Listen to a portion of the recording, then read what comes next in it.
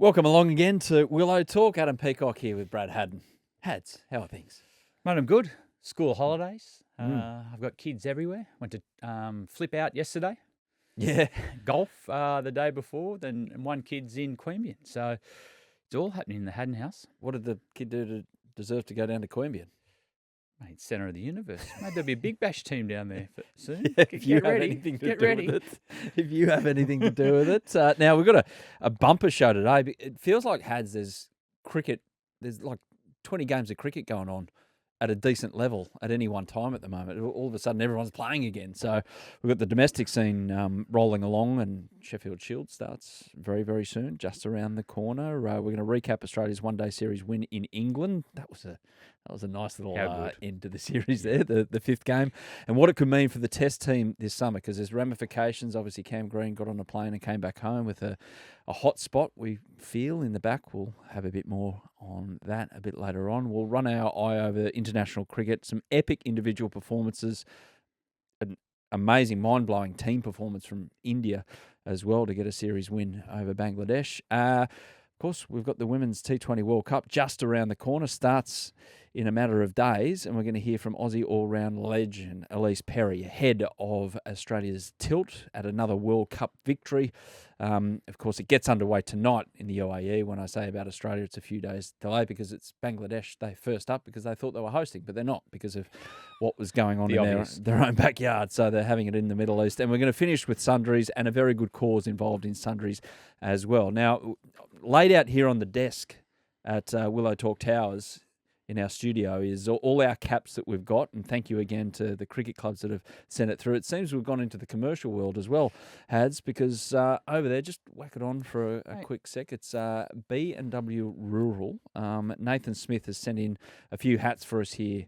From his company up in Moree. They look after agricultural services in the bush up there in Moree. So thank you, Nath, for sending that through. And it fits nicely, snugly on your head. Very, very good fit, Nathan. I like this one. I could see a Willow Talk logo on that. I've got another one here from Forever Funding. Everyone's getting in it. Ben from Forever Funding. There you go. He's sent his in. You're going to wear that, are you? No, I'm going to wear it. You know what? There's about 20 out there. But I tell you what, today, the desks look really, really well prepared. Organised. The rundown's good. And I had a look out there, and we've got Rose helping out Sam. Yeah. And I tell you what, Rose, you can have a job because you're much more organised than the riff-raff Sam offers us sometimes. Yeah, sorry, Producer Sam. You let go, and Rose has taken over now. So see you later, fantastic. Sam. Yeah, good work, Sammy. Good work. No, he has produced a rundown and a half, Sammy, today as well with Rose's help, because there is so much to talk about. So much, in fact, I've lost my page here. Keep the cricket club hats coming, by the way. Send them into Producer Sam. All the mailing details are in the episode notes. Let's kick off the start with an Australian men's series win over England. So that's the obvious place to start whenever this happens. It's a one-day series, game 4 at Lords, England by 186 runs. Smash-up job. Let's skip over that. Let's get to the game 5 in Bristol, which happened a few days ago, thanks to DLS, but Australia it was a monumental victory in the context of things, Hads, because England, in the 25th over, 2 for 202. There's no way in the world you lose a game of cricket, 50-over cricket like that, but they lost 8 for 107. It was the manner as well, and then Australia got going with the bat and got the runs with rain involved and everything. What stands out for a victory like that for you, Hads? Yeah, what was impressive about the victory, with England being 2 for 202 after 25, you're thinking, wow, this is going to be one hell of a run chase. But what the Aussies did well was use England's strength against them. They kept trusting guys like Adam Zampa to bowl good balls, knowing that you'd eventually get a chance. And that's what happened. And once you get a chance in one-day cricket and you come in, you're trying to keep the momentum going only by hitting rather than work the ball around and run hard. You put a couple of wickets on that, and all of a sudden you get 8 for 107. So I like the style that Australia played. They took pace off the ball. They bowled more overs of spin than any other one-day previously. 194 deliveries of spin, most ever for Australia in a men's one-day international, and first time 5 spinners were used. And the other one is Adam Zampa's back. And it was interesting to see how England went after him. They went after him from ball one. Brooke looked really, really aggressive against him. But it was once he got his line again and challenged Brook to keep going. He got a couple of wickets and then the tumble started. So, mate, it was a really good win actually from Australia because they tried a lot of different positions. Have they decided on who's going to be the opener with David Warner gone? Is it Marsh and Head? Does Short go up there? Jake Fraser got an opportunity to go up the top of the order. But once again, what about the way Travis Head is playing? Off his head. Mate, he got 4 wickets. He bowled the other night. He got 4 wickets. He bowled the last couple of overs in the one-dayer. He said Josh Hazelwood always whinges about this. How hard is it? So he's high. He's flying at the moment, Travis Head. But I just like the way you don't know where to bowl it to him at the moment. He's just in one of those purple patches. And you've seen guys like Michael Clarke, Hayden, Ponting, and that go through it and sit and watch from the grandstand. It's fascinating because they just look like they can't miss the middle of the bat. And you've got to cash in on this sort of form. So it'll be interesting what he does now with domestic cricket. Do you have a break and freshen up, or do you just keep going and hitting balls and continue that form during the summer? So he's got an interesting month ahead. Yeah, because he does have that break now. It's like just under 2 months until they start playing Test cricket for Australia. Yep. How long is too long?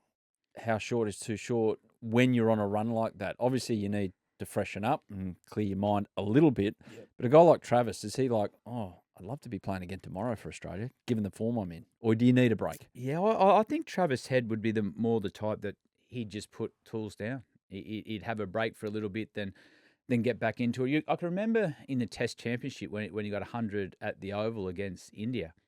He said, I just put all tools down. I went on a holiday to Europe with missus. I thought I might have been underdone for this Test match, but he came out and got 160 and dominated that game. So it's going to be interesting now with all the players with Shield cricket, one-day cricket, how they juggle their preparation to get them firing in that first Test against India in Perth. So, yeah, it's going to be an interesting couple of months. Yeah, 248 runs at 83 for Travis Head on tour.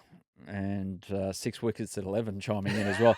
I mean, his week, I don't think his week could have got better because he also found out that the IPL are keeping the rule that they had, the impact sub, as well this year. So Travis Head, who basically went to the IPL and played without consequence, essentially. He didn't field. He didn't have to field. No, he just went there. He had to hit the living crap out of the ball, which he did successfully. Yep. So, yeah, Trav Head, the winner of this particular week. You could make a comeback with that. You would be a good super sub. Me? For what?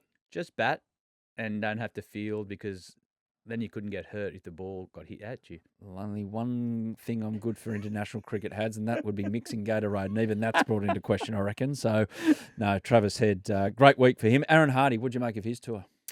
Well, I always knew Aaron Hardy could bat. I think he's in the top 2 next best batters to get picked in the Test team. Batter, not all-rounder. Not all-rounder, batter. Yeah, I hold him in that high regard. I liked his leadership for some time when he got the opportunity to captain the Scorchers. What impressed me the most was the way he used the new ball. That was, to me, we know I got a little bit of an injury with all-rounders, with Green. We'll talk about that later, but he swung that new ball, which is a great asset to have. It's something a bit different. So on top of his leadership and his batting, I was really, really impressed with the way he used the new ball. Let's get into it now, the Cam Green, and not skipping over someone like Matt Short, who had a really successful time of it. And you'd say when the Australian one-day team is involved again against Pakistan, I think they're coming around for a tour later this year, that, Matt Short's put his hand up to be a walk-up start for that, and so is Aaron Hardy into the Cam Green discussion. So we don't know, as we sit here and record this episode, we don't know exactly what has gone down, but he's flown home immediately after the third one-dayer with back soreness, some kind of twinge. I'm hoping it's not another hot spot, stress fracture, something like that, because that means bye-bye summer. How do you treat this? Do you get him just go, don't worry about bowling then? Because Pat Cummins has said in the last couple of months, it'd be great to have him because we want to lessen the load on the quicks over summer. We want Cam Green to bowl now. Are you happy with Cam Green just being a batter if it comes to that? Yeah, I am. I think he got 100 in his last Test match he played against New Zealand.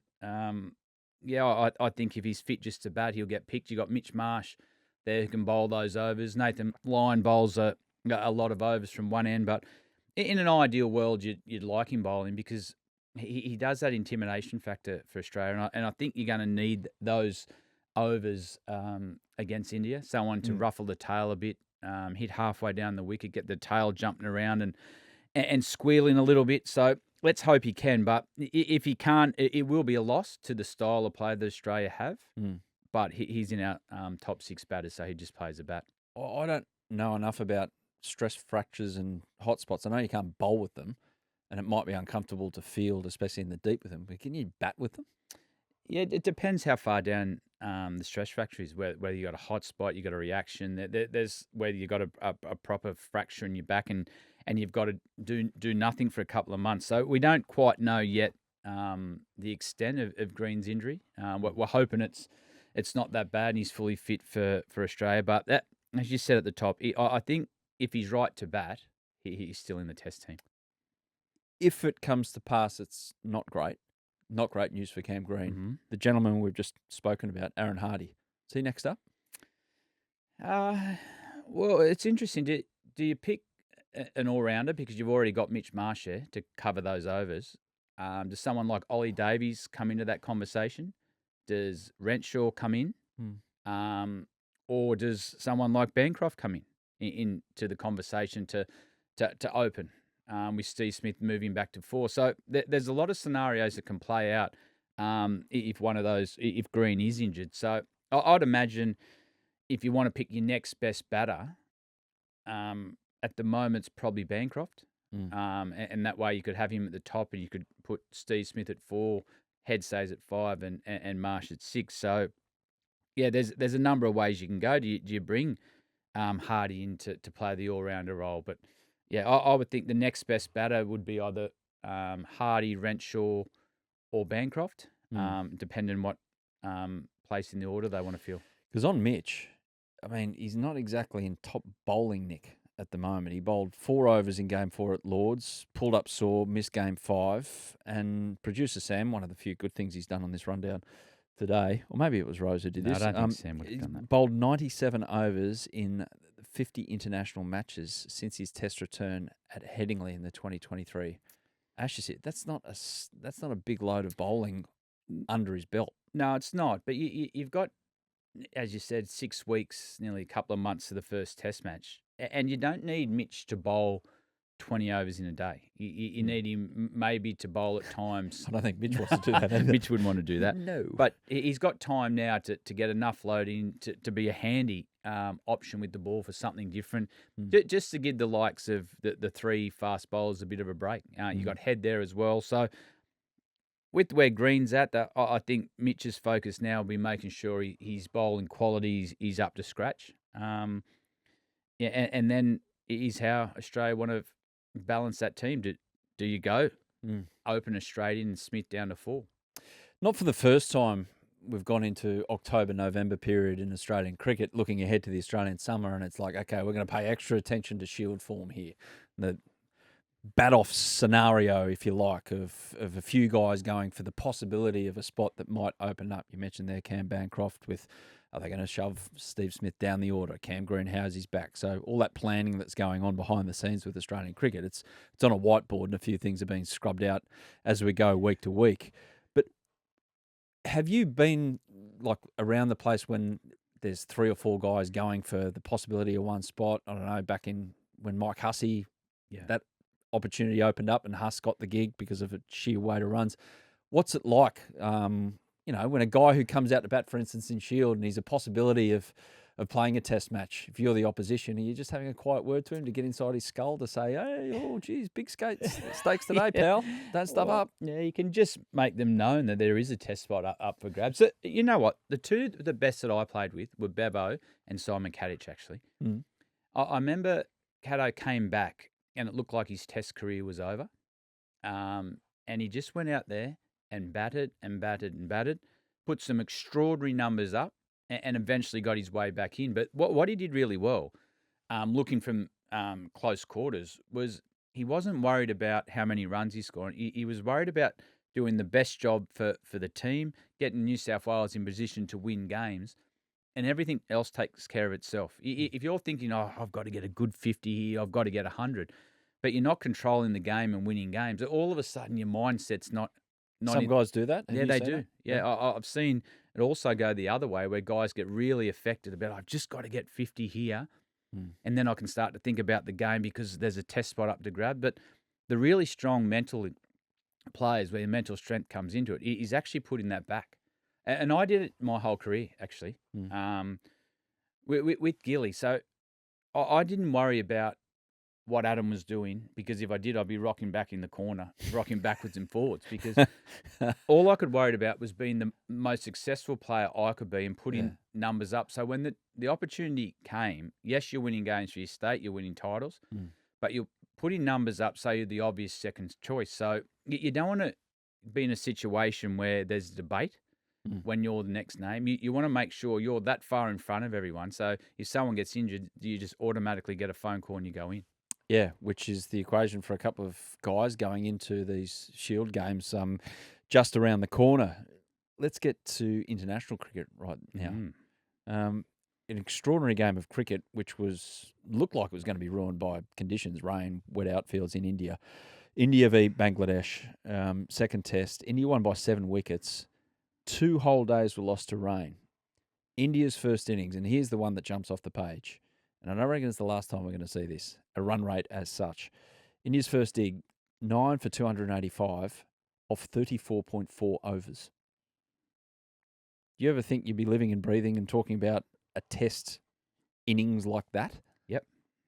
You could see it coming with T20? Well, what I could see coming, the interesting thing India did, they gave themselves a chance to win the game. And okay, you talk about the numbers, 9 for 285, how quick they scored. In response to 233. Yeah. Bangladesh set that in their first innings. But it actually wasn't about how many runs they scored, as silly as that sounds. It was about having enough time, find enough time in the game so they could bowl Bangladesh out. So India went out, and yes, they played a great brand of cricket. They took the game on. They went an 8 and over.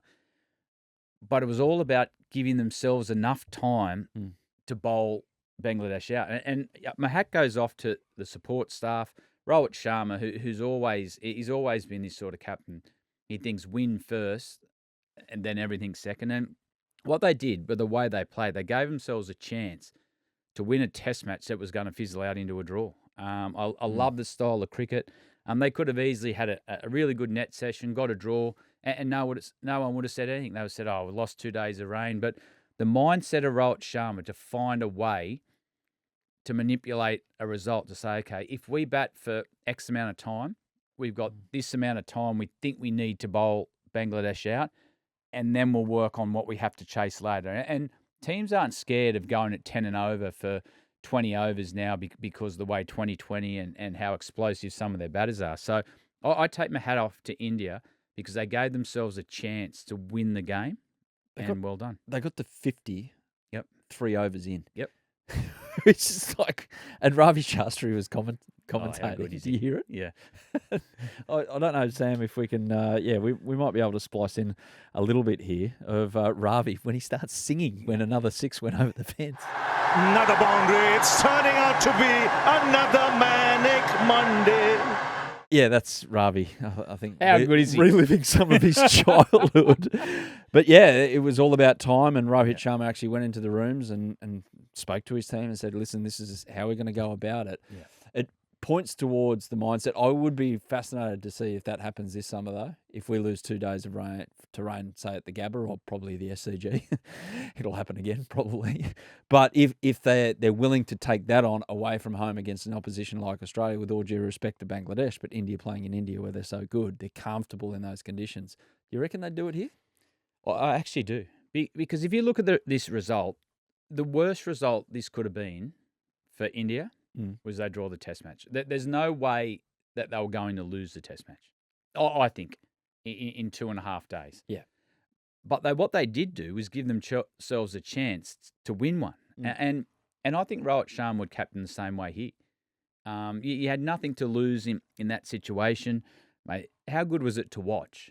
And all of a sudden to become fascinated. You're in front of your TV on day 4 and 5 to see where is this Test match going to go. So, mate, I just think that is a wonderful way to play Test cricket. And they ended up winning really comfortably in the end. Not as if it went to the last over of the last day. It was they won by 7 wickets, and they get it done in 2 tests against Bangladesh, again on home soil. It's an incredible record they've got. That's 18 series on the trot. And they haven't lost a test series at home since 2013. It was they beat you and Australia 4-0. That's when it all got rolling. So it's your fault that it all started. Jadeja as well, Ravi Jadeja, 11th man to join the 3,000 run, 300 wicket club, second fastest to get there after the great Syrian Botham, 72 matches.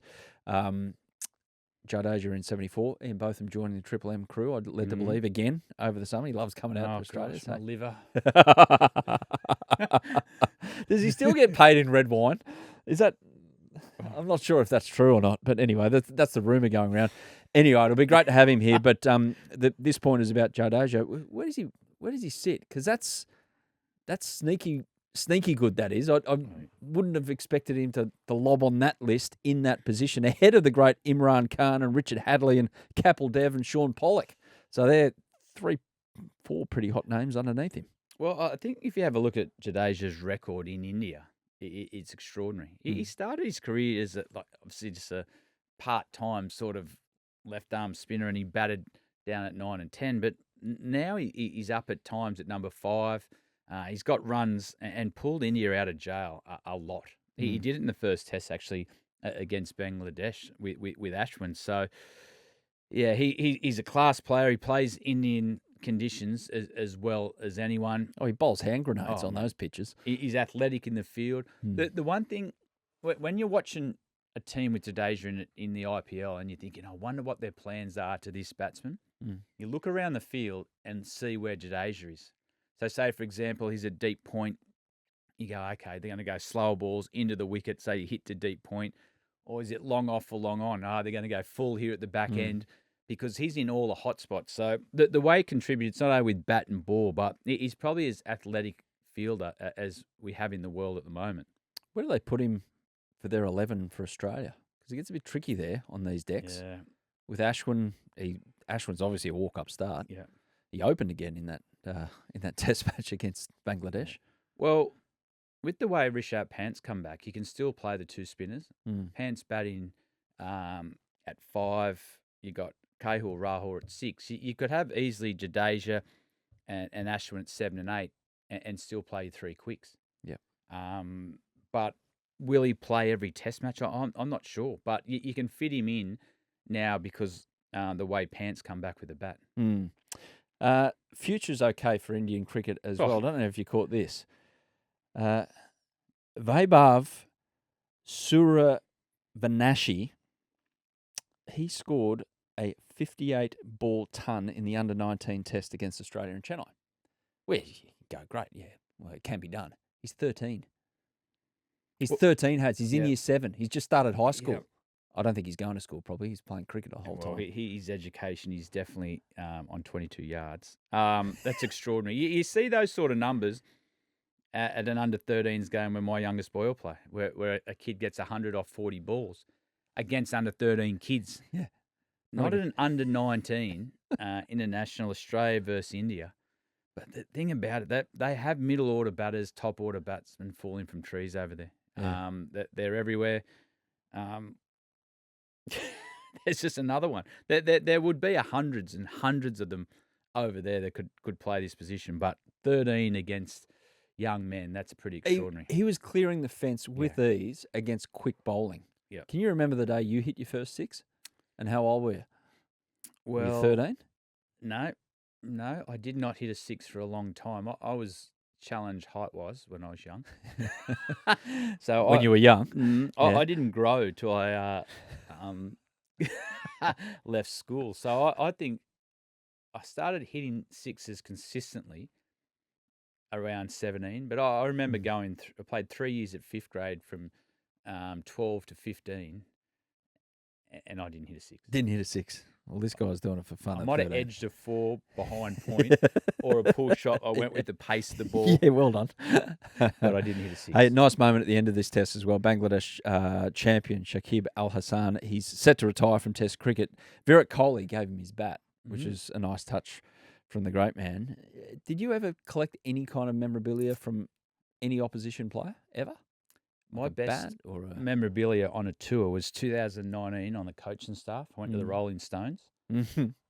Charlie Watts, the great Charlie Watts, Yeah. gave me his drumsticks. No way. Yep. Did he sign them? It's pretty hard Yep. to sign drumsticks. Yeah, I've got it all at home. Wow. Yep. How good. I'd rather that than Kohli's bat. Wouldn't you? That's a better story. Yeah, it is a pretty cool Yeah. story. If I'd have said, oh, yeah, I've got Tendulkar's bat, you would have said, oh, yeah. Good luck But, to you. Yeah. Do you have Tendulkar's bat as well? No. We went on stage that day. It was at Cardiff. It was packed out. Like 30 seconds before they went on, we were standing on stage looking out over the crowd. Who organised that? Who was the social coordinator to I organise think all of it that? was JL, Oh, yeah. actually. Yeah. You got them all together? Yeah. We Didn't have to wear your baggy greens, did you? No, we didn't. We got backstage. We're in Charlie Watts's little room at the back. Oh, they had a room each. Yep. He said it's a lot different now than what it used to be. I could gather, I reckon, Yeah. given the traffic Mm-hmm. people that come and go out of those rooms. Right. So, Yeah. yeah, That's the best. that's fair. That's fair. What about cricket memorabilia? Oh, that's insignificant now. In comparison. Yep, not bad. Not bad at all. Now, Sri Lanka, New Zealand. They copped a bit of a tune up there. It's fair to say. Sri Lanka, 5 declared for 602 either side of that. New Zealand, 88 and 360. Sorry, it was an innings defeat. Yep. So, yeah, bang, bang. New Zealand, it hadn't happened very often. They've been really good in the past 10 or 12 years, New Zealand. And to let the opposition score over 600 hadn't happened. And to be bowled out for under 150 hadn't happened. The man we mentioned last week again, Kamindu Mendis, I don't think this is going to be the last time we talk about it. We're certainly going to talk about him next February when the Australian Test team go over there. 182 not out, reached 1,000 runs in 13 innings, equal quickest with a gentleman by the name of Sir Donald Bradman. That's a good list to be up the top with someone of that company. Mate, it is a good list. And I tell you what, as we said before, Sri Lanka are crying out for a superstar. And they might have one here in Mendis. The interesting thing about New Zealand, they're going through a really interesting stage with their cricket. They're superstars of the modern era, like Tim Southey, who's just lost the captaincy, Kane Williamson. You got Conway and guys knocked back central contracts. So they've got a bit of a change in the guard happening. And have they got the depth to cover it? Franchise cricket's a really, really big one for New Zealand players. You look at guys like Bolt, Ferguson does it now. As I said, Conway, them knock back contracts because the money on offer around the world outweighs what they get at New Zealand. So, yeah, they've got an interesting couple of years. I know Tom Latham's taken over as the captain now. He's a competitor, loves playing for his country, but had they got the depth now to start to cover some of these older players going out of the game? Yeah, Tom Latham now the captain. Tim Southey, as mentioned, stepping down. He won 6, lost 6 and drew 2 as Test captain. But Sri Lanka, on those, I mean, is it as daunting, not daunting, but is it as difficult as India, Sri Lanka? Well, I just remember the last time Australia toured at Gaul, the wicket they produced. From ball one, the ball took the surface. So all of a sudden that brings the left arm spin of Sri Lanka into the game. We see, who was it? Jay Wardener. Joe Soria. Jay Soria, sorry. Mate, he's been impressive on those conditions, a bit like Jadeja in India. Well, he's a more experienced player, but he's got 97 wickets in his first 16 tests. Well, and they're all over there. If you get him in Australia, you'd feel your boots. But over there, it's tough. He was hard for the Aussies last time. So, yeah, the conditions when Australia tour will suit Sri Lanka. But, yeah, they need a couple of superstars. Mendis, as we said, let's wait to see how he goes against team like Australia. But the one thing he is doing, he's scoring runs abroad too. He got 100 in India. So good signs for Sri Lanka, but they need a superstar. Now, once again, Pakistan, they're changing leadership more than Australian politics was changing leadership about 5 years ago. Babar Azam, he stepped down again as Pakistan white ball captain. Second time in less than 12 months he's resigned as white ball captain. He said on social media, captaincy has been a rewarding experience, but it's added a significant workload. I want to prioritise my performance, enjoy my batting, and spend quality time with my family, which brings me joy. Obviously, trying to corral 10 other blokes to win a game of cricket is not something that's bringing him joy. And it doesn't suit some people, does it? No matter how brilliant the player.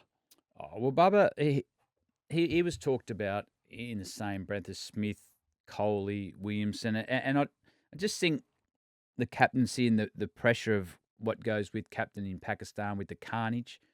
I thought Jason Gillespie going over might have calmed it down a bit, but I think Dizzy's walked into a absolute storm over there. But the first and foremost, you need runs from Baba. He hasn't been getting the runs he needed of late. So if the captaincy can get him back to that world-class form, then that's a win for Pakistan. And there's a lot of pressure over there. A lot of pressure captaining the country. There's so much politics behind and different things. So is it purely politics, or is it because Pakistan's a damn big country? They've got so many millions of people watching every time they play.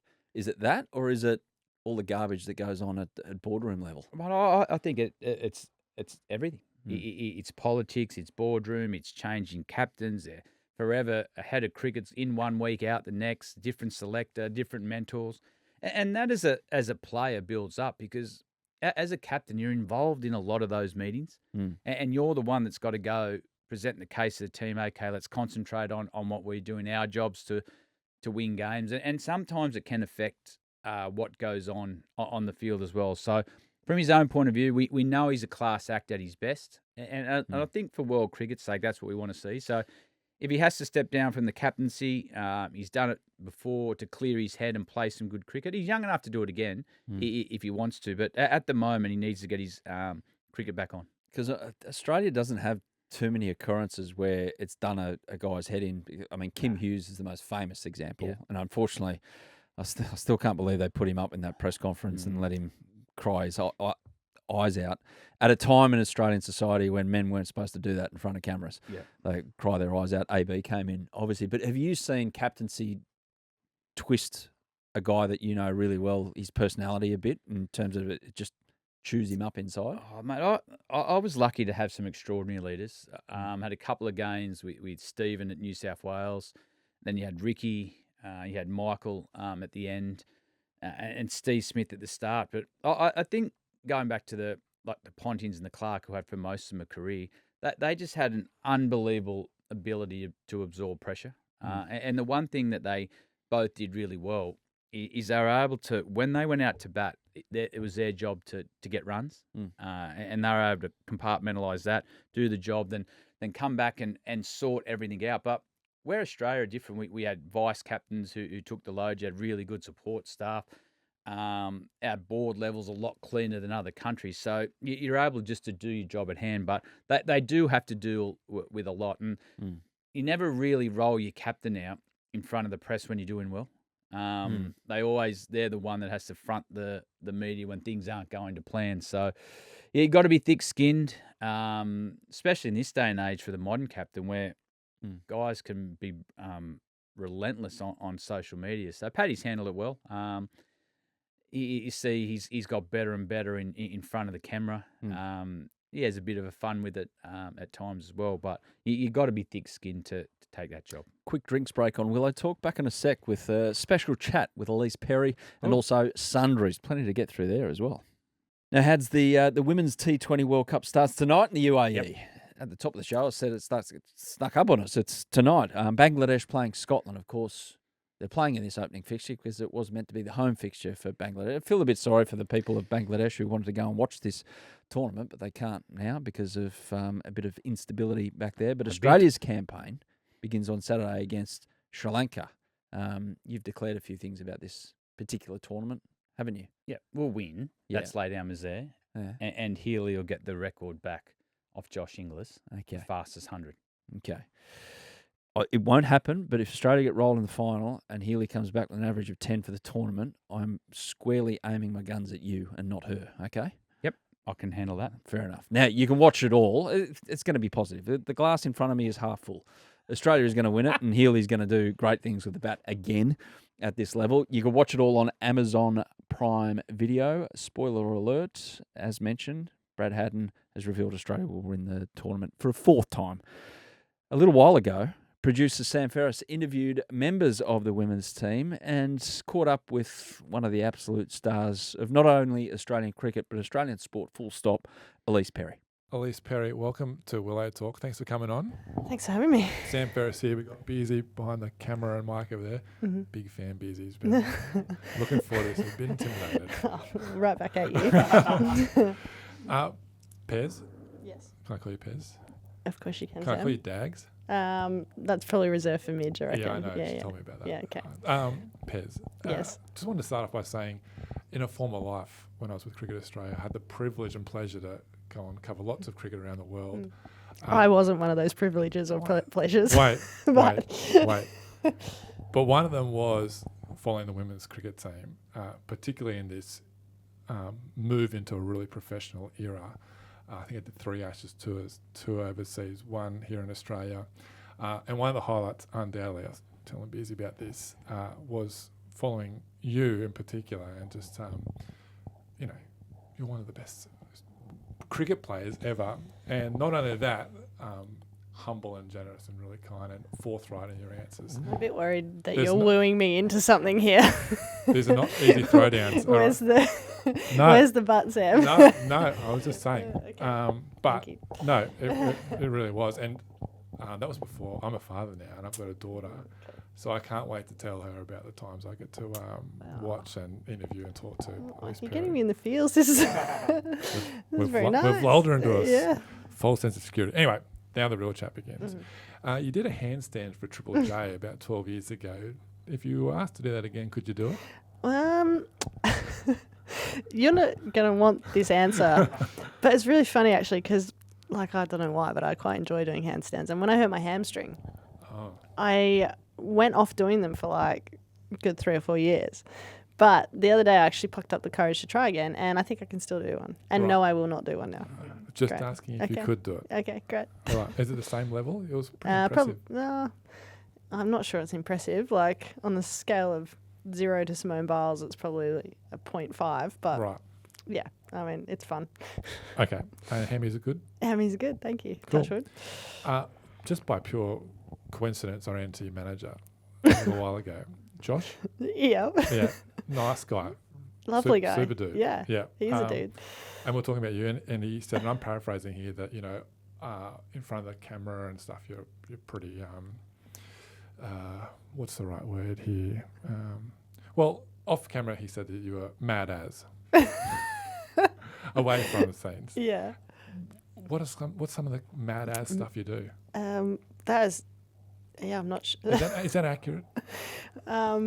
I'm not sure. Maybe Josh wants that to be my brand. I'm not mad as. No, I'm someone that likes to sit in their hotel room and listen to sad indie songs and read books.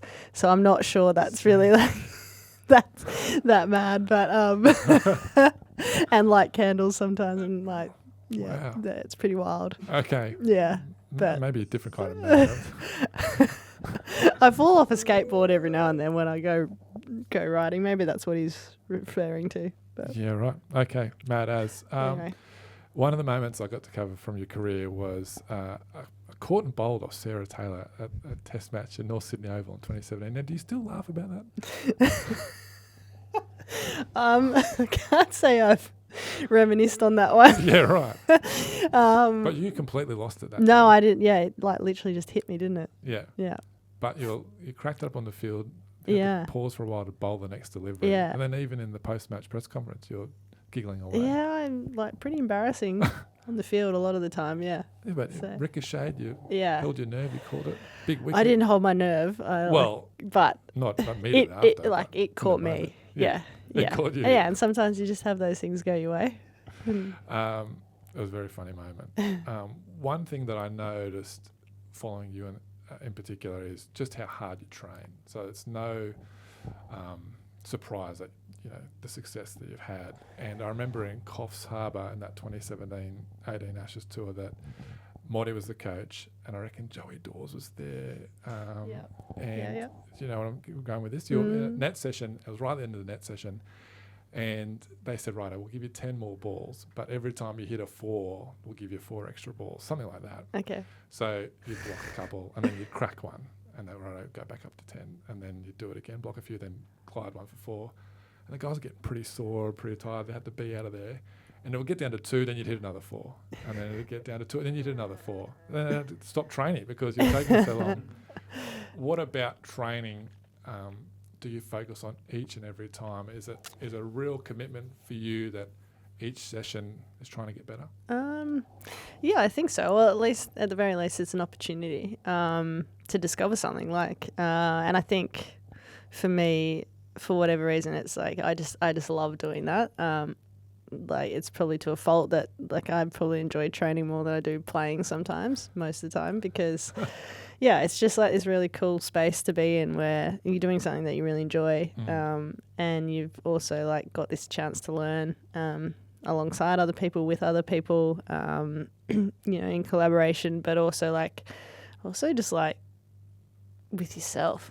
There's a lot of cricket where you've kind of got to learn to deal with yourself and your reactions and emotions and how you're perceiving things. So I don't know, I could probably wax lyrical about it for a long time, but it's just something that gives me great joy.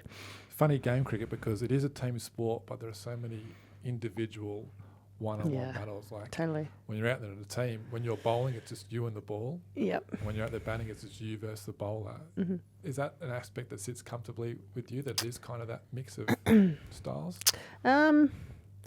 Yes and no. I think, I mean, as a kid, probably, especially, you grow up and playing cricket, and you it's easy to become a bit fixated on how many runs you're scoring or what your average is. I remember tallying that up at the end of every season. How many wickets you've taken, all the stats kind of stuff. And that's cool. And it's it's part of the game. And it's I think that's why you kind of get into it and stuff. But then you sort of realize that'd be a pretty lonely way to play the game. And all that stuff is fine. It's great, but I guess the moments where you're actually together as a team and you feel connected on the field are the best. And sometimes they happen really frequently, and especially when you're playing in a great team, and other times it's a bit more isolating. But I think it's the challenge between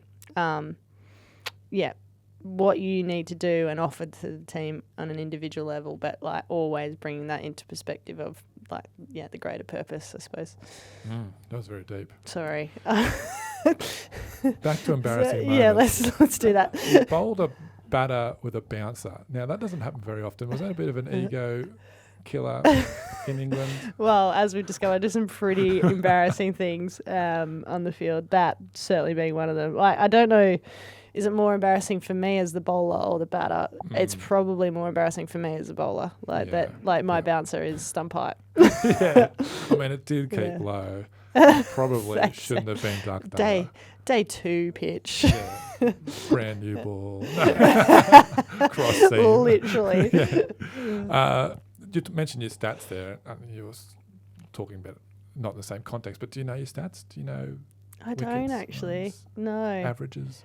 No, I don't. Do you want to know them? Not really. I don't know them, but no, I think had you asked me that when I was 7 or 8, and I would love to have known, but now I think I won't go deep again, but it's just go deep, it's just so relevant, I think, to what you want to achieve as a team. Is the more important stat wins and losses? Again, but no. I don't know. I don't know if any stat's that important. To me, anyway. Yeah. It probably is for people on the, looking in from the outside. But you got to quantify things somehow. But not really. Right. Let's stay deep. Yeah. You've played international sport for more than half your life now. It's pretty wild to think about. Yeah, I'd never framed it like that. Yeah. And I'm in my late 30s, you're in your mid 30s. A lot of growing up during that time, the past 30 odd years, and you've had to do it somewhat in the public eye, being an international sports person.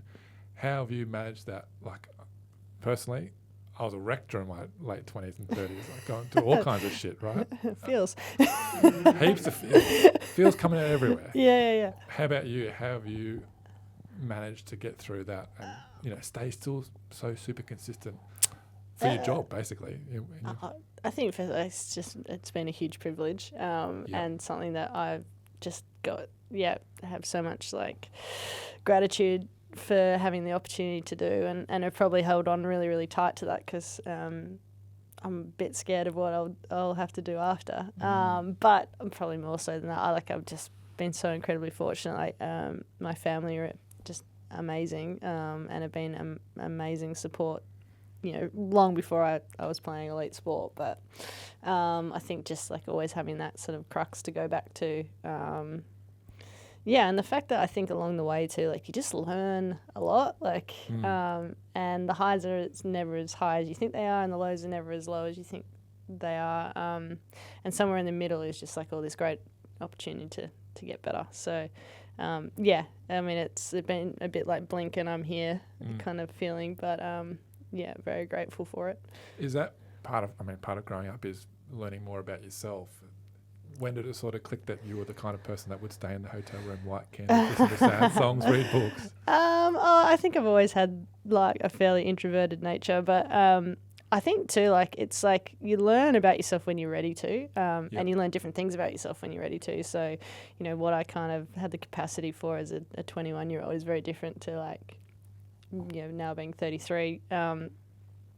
But it sort of gives you like, a whole new sort of space to kind of explore. And so, and also, a new way to approach how you play and prepare and stuff. So I've loved that journey. There is definitely moments where I'm not in my room. On the skateboard. But sometimes that's a bit of an escape for me, for sure. Yeah. Do you still keep your maiden Aussie cap in your kit bag? You know what? I would love to, but I lost it. I got no idea what happened to it. It's gone. It might be at mum and dad's somewhere or something like that. But I did have that in my bag for ages. Yeah. And there's no more tattered inners or socks or anything like No, that? they're all kind of gone, which is great for everyone, I think. Those next to you in the change room. Yeah. Probably the one thing that remains of my helmet's pretty faded. Yeah. Can't change that. Well, that's what, like I actually wore a different helmet at camp and I got lambasted for it. So I kind of just hold on to the old one, I think. Fair enough. One thing I've always sort of wondered is your bowling action. Yeah. When you first started, you're all-rounder, probably more of a bowler. Yeah. So correct me if I'm wrong. And then you've turned into a world-class all-rounder. But your bowling action, it feels like is it all shoulder? Are you running in and then you do that big leap and you sort of more go up than forward? Yeah. Is that something you always keep tinkering with? Thanks for highlighting some of the flaws in my technique.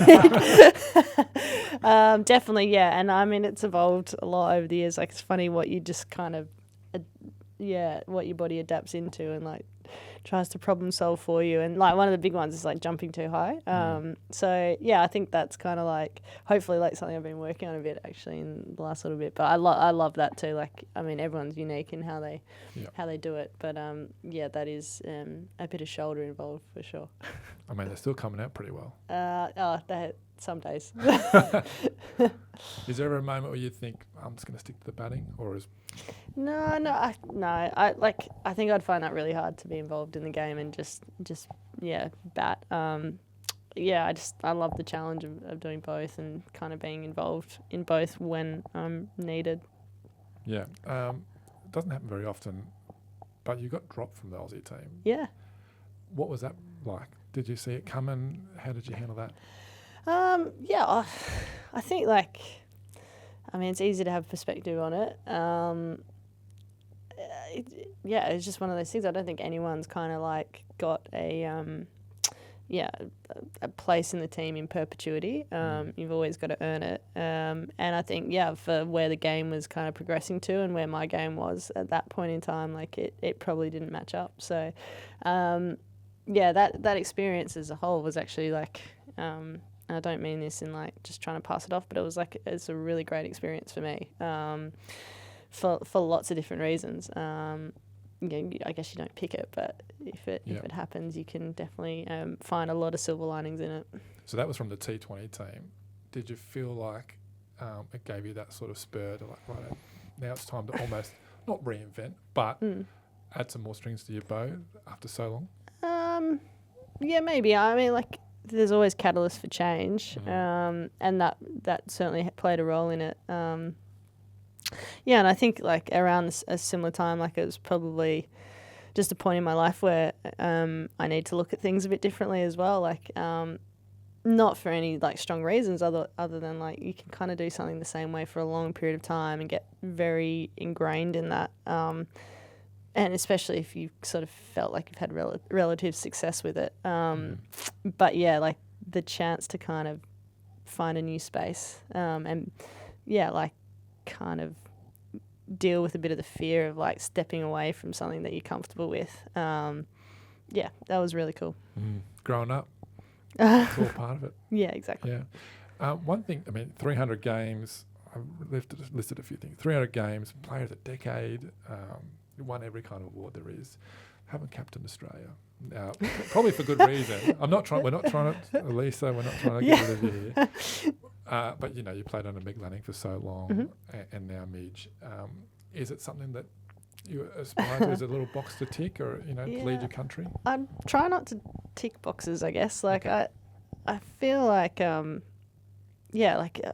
that stuff kind of, evolves in different ways. And, like, where your place is in the world and in the team and all those things are kind of just like they naturally fall into place. And so I haven't really had certainly haven't had any desires to lead the team, but, you know, I guess everyone contributes in different ways. And, like, I love that opportunity to add things where it's valued or necessary. But I haven't got any plans to give Midge like some, I don't know, some dodgy chick in the nut before a game and probably Talia and about 6 other girls, so I'm last man standing. So yeah, we won't try and unthrone you, Midge, but you know, it's good to know that you're willing to step up if needed. Yeah, just in the wings if you need. Yeah, I mean, you guys have been playing cricket together since what, 9 years old? Yeah, something like that. Is it easier or harder for her to boss you around because you're such close mates?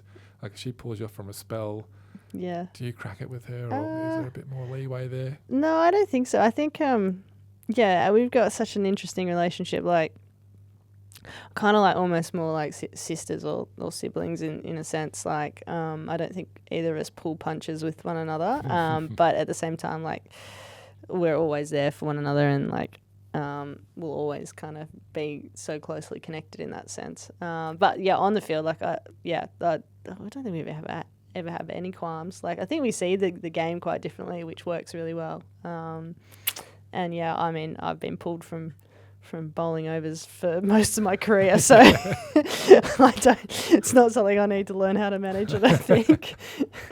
Last one, as we've mentioned, you know, you've achieved so much, and you maybe are a little bit daunted about what's next. But what do you want to achieve left in the game? I mean, again, you've been playing for half your life, but you're still relatively young, cricket speaking.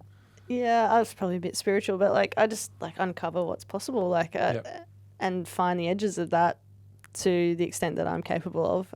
So I don't know, like, that could be in like the next 6 months, it could be in the next 6 years. Like, it probably all just depends a bit, but like, it's just been such a fun journey, and I'm like really open to it continuing if everything kind of aligns. We got Olympics coming up. We got all kinds of cool I stuff. know. It's hard to pin your hopes to anything when you just don't know what's going to happen. And I think like just enjoying kind of the ride and every day as it unfolds has been really awesome, and just kind of gives you the chance to like take it slowly. And I really like that. Like, obviously the Olympics would be like bloody amazing, so would lots of other tournaments, but I don't know, nothing's guaranteed, so I just kind of enjoy each day as it comes. All right, well, Pez, thanks so much for having a chat. Learn your stats. I know it's made Beers' day, so No, it's made my day. thanks so much. Cheers. Remarkable, Ellyse Perry, because I remember a WBBL a few seasons ago where she was going at test match speed with her batting sometimes, but she's reinvented, and that's the mark of the greats, that if they have to evolve, they can, and they do. And that's what's happened with Ellyse, and she's going to play a massive part for Australia's tilt at another T20 World Cup. I think you summed it up perfectly then. The true greats of the game never sit still. And Perry's a perfect example of that. There was a time she wasn't in our 2020 team because the way the game was moving, the style of play. But you never write a champion off. She went away. She found a few tweaks in the game that she could work on and got back to being one of the first person picked to get in that team and change the style. And it's a credit. And you've seen champions do it over and over again. Now, Sundries. Here we go, Hads. First up, charity run. Alex Waddleton will be attempting to set a new world record for the most lengths of a cricket pitch run in 24 hours in full cricket gear. Alex, wow. Is the aim of scoring 6,996 runs, the same number set, of course, by Sir Donald in his test career. Why? Well, there's a bloody good cause. Alex's son, Rourke, who is just 15 years old, is anaphylaxis to wheat, anaphylactic, I should say, to wheat, rye, barley and nuts. And he's had multiple brushes with death and many life-saving EpiPen injections. Poor old Alex. He also loves cricket. So extraordinary what his old man is doing here. Alex is going to start the run, the first run at 10 a.m. on Friday at Balnarring Recreation Reserve on the Mornington Peninsula and continue all day and night until 10 a.m. Saturday, raising funds for the National Allergy Centre of Excellence. That's amazing. It's amazing. Love it. Full kit. Pads. Everything. Yeah. Alex, he might need a better bat to get to the boundary. Hopefully, yes, exactly. Just save yourself running, which many a Saturday morning cricketer has thought of. Yeah. But great cause. You love these sort of stories where people think outside the box to challenge themselves mentally. Obviously, his son's going through a tough time and has for his 15 years. So this is just his dad's way of just showing a little bit of appreciation and how much the effort his son puts through is important to the family. So well done to Alex. Now, Alex doesn't sound like the type of character who just sits there on the couch wishing his life away and going through everything that's on Netflix, Stan, and Amazon Prime and everything like that. He actually gets out there. He's done a few of these challenges, so this is the latest one for him. And if you want to donate, find the details in the episode notes of this particular episode of Willow Talk. By the way, I was talking about this with producer Sam the other day. Did you ever do the runner 3 drill in full kit in pre-seasons? No. I did the runner 3 for a test, but I remember it used to be floated around a little bit. You should be doing all your training in your pads and everything to get a realistic view, but I never did it. Load of crap. Well, I didn't do it. I just thought, no. I don't know who it was. I remember you have your testing day, so you go through your long distance, your endurance one, your sprint, your power, and it was coming to the end of the day. We're running a 3. And I'm not sure if it was Mitchell Johnson. I don't want to, and he just stood there and practiced his shot and didn't move.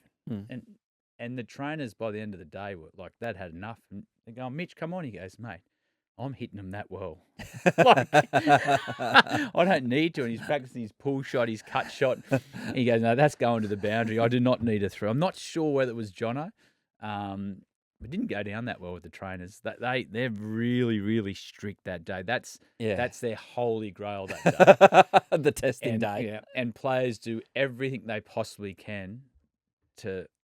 So did you have it up for this is the Australian team? Yeah, I'm gathering. Fitness camp. You didn't play for WA and he didn't play for New South Wales or Queensland. So you went to a fitness camp and it was a baseline fitness testing day. Always, yeah. You always go and see how you've been training in the off season. Have you been doing the work that you've sent through on your numbers, and getting ready for the Australian summer? So we used to do a camp a lot up at Brisbane at the Centre of Excellence, and you go through all those, and they have the markers from New South Wales or South Australia, wherever you're from, and just see where you're at. They were competitive days too. Oh, were they? Yeah, really competitive days. It's Skin folds are interesting. Inevitably, the follow-up question is, who lapped up a day like that the most? Well, it's hard to say who's the winner on a day like this. So Yeah. the guys who run the best long distance, say 2K, they say, I'm the fittest. And you go, well, hang on a minute. Well, Jono might be the quickest in the 20-metre sprint, the run of 3, and the most. He might be the best power athlete. So there was always debate thinking, oh, well, anyone can run 2Ks, but you're not powerful enough. And then you have the skin fold test. You have guys putting baby oil on problem areas, so the pitches would just slip in a couple of. Name a name. No, I can't tell you. Can't tell you. But if you had a problem area, a little bit of moisturising cream or physio oil just as you walked into the room on that problem area, and they go and grab it with the pinches and they just slip. Instead of being 10, they might go 4.2, and you just get under your marker. But who frothed over the prospect of doing all this the most? The unfit ones, the ones who hadn't done the work. No, like the whole day. Like who rocked up and went, I love this. This is people the got best. different. Who loved it? Yeah. Probably the guys who weren't that good at cricketers, actually. So I'm not going to get a name now, am I? You're not going to throw anyone on the bus. All right, who despised it because they thought, what are we doing this for? Cricket's not a triathlon. Cricket is cricket. Oh, you always had that debate. Who was the whinger? Who hated it? Everyone disliked different things, but the ones you disliked is the ones that you weren't really good at. Yeah. Like Stuart Clark, for example, he was a good 2K time trial, but when you come to chin-ups, he was whinging. Oh, this is pointless. I don't want to do this because he couldn't do one. Really? But if you had to run long distance, he was great. Jono didn't like the 2K, but he was powerful. Then you have guys that were good at different things. Mate, some of the bowlers, how powerful they were. You have to be. Like Ryan Harris. Mate, he couldn't run out of sight in a dark alley. But I tell you what, they were powerful in the strength tests. There you go. Looping back again, Alex, good luck with your run, mate. And we're all behind you, and hopefully you can raise some good funds for what is an absolutely worthy cause and close to your heart. So once again, check out his the link to what he's raising money for, the National Allergy Centre of Excellence, and that link is in the episode, or you can find the details in the episode notes. Now then, further afield, IPL auction. They've changed the rules. They've tweaked the rules. They kind of can't really work out why they didn't have rules in place like this before when they make a fair bit of sense here. So you know the IPL backwards has. Just to recap, if you're not across them, overseas players who are bought at an auction but pull out post-auction without a legitimate reason, i.e. a medical certificate from the board that they're contracted to, will be banned from the IPL for 2 years. It's to stop players stuffing around IPL teams. Happens a little bit, not a lot of it, because the money's so good. Generally speaking, if you get picked up in the auction, don't you, Hads? You go. Yeah, well, it's interesting. This rule's come about because in the last couple of auctions, franchises spent some big money on marquee players. And then by the time the tournaments come about, they've gone, you know what? I've probably had too much cricket. It might affect my test series here. And they're pulled out. But what that does, it throws your whole auction plan out. You might have spent the 6 months planning around that player. You can play in different roles. He's your marquee player. So I think that's why that's come in. Guys will always get injured, and that's just part and parcel of the sport. But I think what they're trying to stop is their big marquee players who you plan your auction around pulling out with no reason. So there's mega auctions and there's mini auctions, and we're up for a mega auction this year with the IPL. The mega auction is basically everyone's on the table. The franchises can keep a select few that are contract. I think it's 4, and then 2 they can have matching offers for. They can retain 4 and 2 right to match. So you effectively can have 6 players. So everyone else is in the pot. Overseas players can't register for a mini auction if they don't register for the mega auction. It's to stop player managers holding out for mini auctions when teams get a little desperate and they go, oh my God, we need a fast bowler. Let's go and get Mitch Starc for $3 million, for instance. Worked out for Mitch Starc, but that's to protect that. So if you're in it, almost like now, here's your 3-year window. Plan yourself. If you want to play IPL, block out 3 years. April, May, June, maybe. for IPL for 3 years. There's also a max fee on overseas players at mini auctions. The max fee will be the lower. Okay, the max fee will be the lower of the highest retention fee or the highest auction price, minus the number of tools in a Sid Chrome toolkit. That old one from Billy Boom. I don't get this, but 3 million. Okay, 3 million. What does this mean? Break it down for us. Put it into practicality Basically, for me. what it is when you go into that mini auction, for example, Yeah. and you've seen Camo and Stark do really well from it, because you might go in and teams need a fast bowler. So if you've got 3 teams that need a fast bowler, they only want one player in that auction. Yeah. And the money, it can just go through the roof. And you've seen it worked. Like Camo and Stark were both in the final. So what they're trying to do is make sure everyone goes in the auction now and just break down. So I think that the Indian players aren't going, hang on a minute, why is he getting 5 million and I'm only getting 3? To break down that. So They've also brought in match payments too. So I think it's about 9,000 per match now, and that's good for. And you've seen it a number of times where, for instance, an uncapped local player gets the base level contract, which is around 24,000 US, I think. And they can play over 10 matches, and they're like, "Well, hang on a minute, old mate has come here on a holiday and he's getting 200K guaranteed, and I'm doing all the donkey work, and I'm not getting a match payment." So now that's protected them a little bit. So, and the impact rule, by the way, the sub rule, it's here to stay. The Travis Head rule. Yep. Yeah, that stays. Exactly. That was open to a lot of debate, actually. Yeah, a few franchises didn't want it. Yeah, they were saying it takes all rounders out of the game, but the other debate was also it gives another cricketer an opportunity to play, and it also makes it maybe. The TV networks would say, this is more exciting for us, so can you please keep it? Because we're giving you all this money. So there you go. There was a dropped hat-trick Hads in county cricket. Now, this happens. This happens, of course. Now, Casey Aldridge owes his skipper, Lewis Gregory, a pint, or maybe a brewery, given it's a skipper. Somerset captain Lewis Gregory claimed 2 wickets from the first 2 balls of Hampshire's second innings. He then found the edge of rival captain James Vince, who we've seen out here, of course, only for Casey at second slip to grass one. It was a low chance, but what's he there to do, Hads?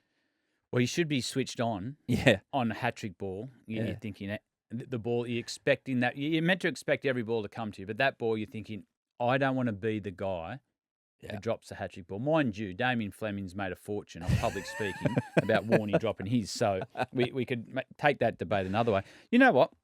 I see this every second week. Every second week? Yep. Happens that often? Yep. Where? Hunters Hill, under 12s. There is a kid on a hat-trick every second week and a catch goes down. Yeah. What about at a high level? Have you ever stood there? Have you ever dropped one? No. Never dropped a hat-trick ball? Not a hat-trick ball. No. Have you ever stood next to someone who's dropped a hat-trick ball? Or stood 2 down from someone who's dropped one? No, I know we got Doug Bollinger one at Manuka Oval against South Australia. And I remember saying, no matter where this ball goes, appeal loud. And I think Callum Ferguson was batting. Yeah. And he got hit by a full toss. Sam might be hard to... Callum Ferguson, Triple M zone. Yeah. And we just appealed and walked at the umpire. I'm not convinced it was hitting the stump. Was Callum? Well, he looked back at all of us and we were too busy telling him where to go and celebrating. Oh, so ump's giving him? Yeah, he was giving him. But we'd planned the appeal before the ball was bowled. And I'm not Did sure. you appeal before the ball actually hit him? Nearly. I'm not sure it was hitting 2 sets. We might be able to get the footage of that and put it up on the socials, but Cal would have taken that well. Yeah, not that well. But we'd planned to appeal. Oh, terrific. Terrific. And 4 short legs. Surrey won the county championship for a 3rd season in a row. Lancashire and Kent were relegated, while Sussex and Yorkshire were promoted. Yorkshire have been through a bit in the last couple of years, of course. Also in county cricket, a rogue dog stopped playing Durham's match against Kent. Now, you've told the story of you avoiding snakes on fields, which happens in an Australian summer. Have you ever had anything from the animal kingdom stop play for you? Bees? Bees. Yes, that can happen. Bees have come. You'll see it once every season. You'll drive past the cricket field and everyone's laying down. And you think, what are they doing, bees? And in a practice game in India, Hmm. the donkeys A donkey. Hmm. What? just walked across the field. And no matter what they did, because they're used to the traffic and walking across the street, we couldn't move them. So we just had to stop. Australian Test team preparing for a Test match? No. Or was it a... It was on an academy tour, like an Australian A Okay. tour. But yeah, the donkeys. So how long? was 40 play- minutes. We just 40 couldn't move them. minutes? We couldn't move, like you tried to scare, and then you didn't want to get too close. You think they'll kick you or something, but we couldn't move them. Andrew Simons obviously wasn't there. He would have just put it on his shoulders and hoiked it over the fence. Yep. Simo wasn't there. Nah, But, that's yeah. a shame. Snakes are still the one. Yeah. Joe McAleer, Blacktown Oval. I think the second 11 New South Wales are playing there at the moment. They're known for them. Okay. Shout out to the New South Wales second 11 for the weekend ahead. Don't field it fine, mate. Those boys. But we'll end with that donkey story. Hads, thank you for that. Keep it real. See you next week for more Willow Talk. Yeah, thanks for watching the Willow Talk podcast on YouTube. Don't forget to hit the subscribe button so you don't have to miss an episode wherever you are. And while you're at it, check out these videos up here. They're mostly good.